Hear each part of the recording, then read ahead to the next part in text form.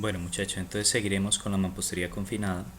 La mampostería confinada es, digamos, otro tipo de muro que se puede construir. Es un proceso constructivo diferente a la mampostería estructural, pero que todos estos muros caen dentro del sistema estructural de muros cargueros, ¿de acuerdo?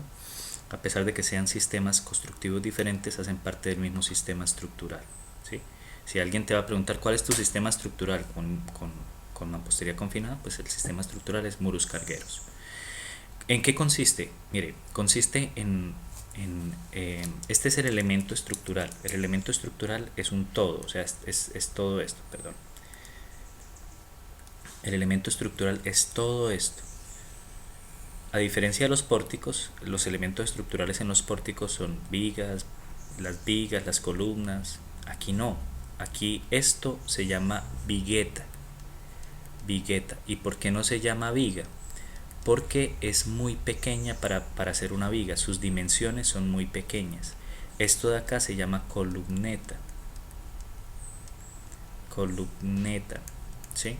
¿Por qué? Porque es que es muy pequeña para hacer una columna. Y esto de acá es el ladrillo, la mampostería. Aquí vienen las hiladas de ladrillo. Y el elemento estructural es el todo, es decir, la unión de todos estos elementos es un muro de mampostería, es un muro que está confinado entre dos columnetas y una viga y una vigueta o dos viguetas, ¿sí? Acordémonos que con este sistema tú puedes construir dos o tres pisos, ¿sí? Depende de las condiciones sísmicas del lugar. En sismicidad alta solo dos, en sismicidad media y baja tres pisos sin problema, ¿vale? Pues digamos la norma no dice tres pisos taxativamente, pero dice 12 metros. 12 metros no te da para 4, ¿sí? Porque para que te dé para 4 pisos, 3 por 4, bueno, te puede dar para 4 en algunas condiciones. De pronto puedes construir hasta 4 pisos. Bueno, la limitante no es en pisos, sino en metros. 12 metros. 12 metros o 10 metros. Bueno, aquí lo que hay que mirar es que se cumpla esta condición. Si tú tienes esta condición de un muro confinado entre viguetas y columnetas, tienes mampostería confinada, ¿verdad? ¿Qué no es mampostería confinada? Bueno, pero antes de pasar a que no es mampostería confinada, les voy a hablar un poquito de la viga. Entonces, hay unas dimensiones mínimas que la norma nos da para que una viga sea viga, ¿sí? Entonces, esta A por B, o sea, la sección de la viga, la altura por el ancho, ese A por B, esa área de la sección, que es igual a A por B, creo que tiene que ser mayor a 200, creo que es a 400, 2 por 2, 4, creo que es mayor a 600 centímetros cuadrados, una cosa así. O sea, hay un área mínima que la norma nos indica. Básicamente, esa área mínima usted la cumple con viguetas de 25, vigas, perdón, de 25 por 30, ¿sí? Pero una viga de 25 por 30 es lo mínimo mínimo. Uno nunca coloca vigas de 25 por 30. Entonces, la viga mínima que usted va a ver es de 30 por 30, ¿verdad? Estas viguetas no alcanzan a tener 30 por 30 ni 25 por 30. Esta vigueta, generalmente, tú tienes el ladrillo, el ancho del ladrillo. Digamos, vamos a hablar de un bloque de perforación horizontal, ¿sí? Un bloque de perforación horizontal eh, puede ser de un espesor de 15. O sea, esto es lo que se llama comúnmente en el mercado como un H15. Entonces, si el bloque tiene 15 acá de perforación no de ancho, tiene 15 de ancho, entonces tú vas a fundir tu vigueta encima de ese bloque, es decir, tú colocas aquí una tabla, ¿sí? Una tablita, colocas aquí otra tablita, armas acá los aceros son muy mínimos, ¿no? Para una vigueta, son muy pequeñitos, son aceros no alcanzan a ser de media, pues sí, pueden, a veces son de media, a veces son incluso más pequeños, los estribos ni siquiera son número 3, son número 2, entonces digamos que es un elemento muy débil. Y luego fundes el concreto, luego llenas esto con concreto y ya te quedó armada la viga. Debajo, esto creo que no lo están viendo, y ya te quedó armada la viga, ¿sí? Entonces tablita aquí, tablita acá, el armazón de la estructura, y le echas concreto y ya te quedó fundida la vigueta. Entonces la vigueta va a quedar de ¿cuánto? Va a quedar de 15, ¿sí? Va a quedar de 15 centímetros. Entonces no cumple las condiciones para hacer una viga. Exactamente lo mismo pasa con las columnetas, no cumplen las condiciones para hacer columnas. Entonces son viguetas y columnetas, son elementos muy esbeltos, digamos que por sí solos no podrían funcionar, ellos funcionan en combinación con la resistencia del muro, más la resistencia de la columna, más la resistencia de la otra columna, más la resistencia de la viga de arriba, más la resistencia de la viga de abajo. Todo ese conjunto es el elemento estructural, ¿de acuerdo? Entonces, ¿qué no puede ser mampostería confinada? Esto no puede ser mampostería confinada. ¿Por qué? Porque acuérdense que aquí estamos trabajando con el conjunto, y aquí hay un vacío, y aquí hay un vacío. Entonces eso no me configura mi mampostería confinada. Igual que esto no me configura mi mampostería confinada, porque tiene un vacío, y cuando se presente la carga de sismo, como hay un espacio aquí vacío, se va a poder deformar, y se va a formar más que si fuera completamente lleno. O sea, si yo le aplico la misma carga a este muro de acá, pues este muro ya no se deforma tanto, pero como tiene todo este espacio, pues se me va a deformar hasta llegar, como los elementos son tan débiles, hasta llegar a la fractura de los elementos. Entonces hay que tener en cuenta esto. ¿Qué quiere decir eso? ¿Que en una casa de mampostería confinada no se pueden colocar ventanas ni puertas? No, sí se pueden colocar ventanas y puertas. Lo que pasa es que ese muro no se toma como estructural, se toma como arquitectónico, ¿de acuerdo? Eso es, solamente eso. Entonces, vamos a hablar de cómo se construye la mampostería confinada.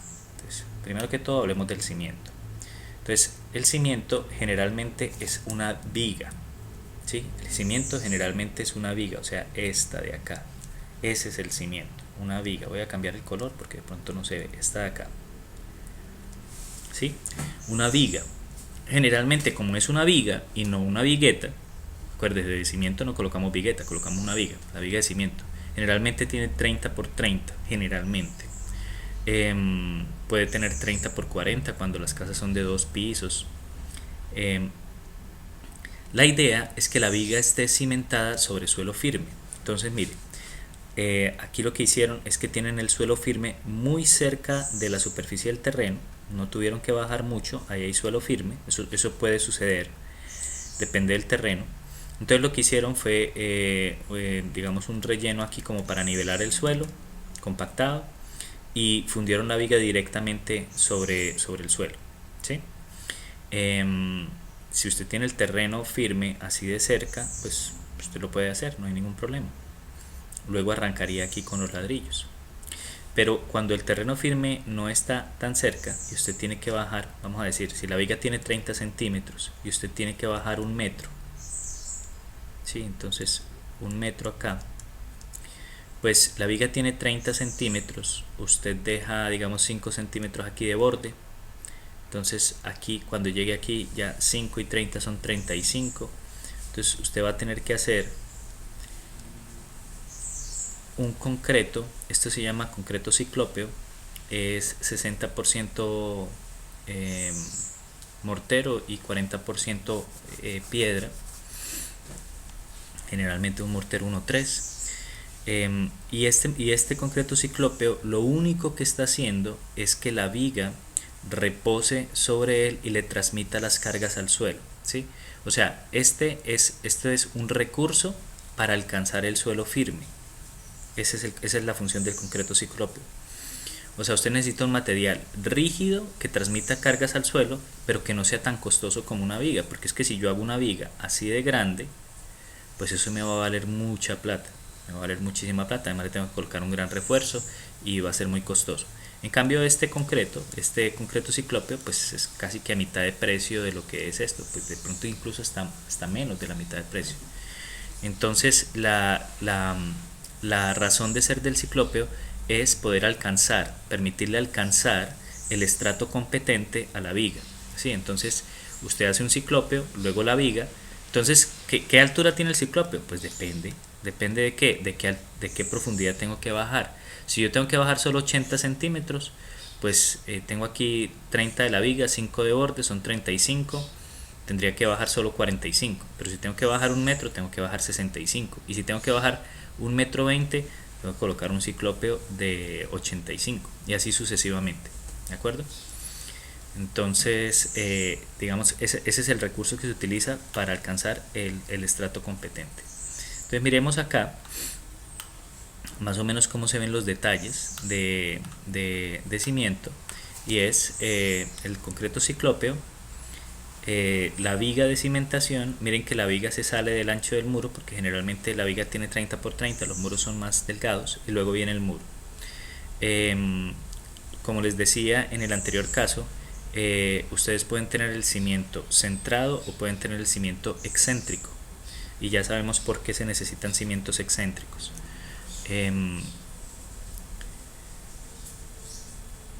Ahí está. Entonces algo interesante es que a partir de la viga uno comienza a construir ladrillo, ¿sí? A construir las hiladas de lo que va a ser el muro.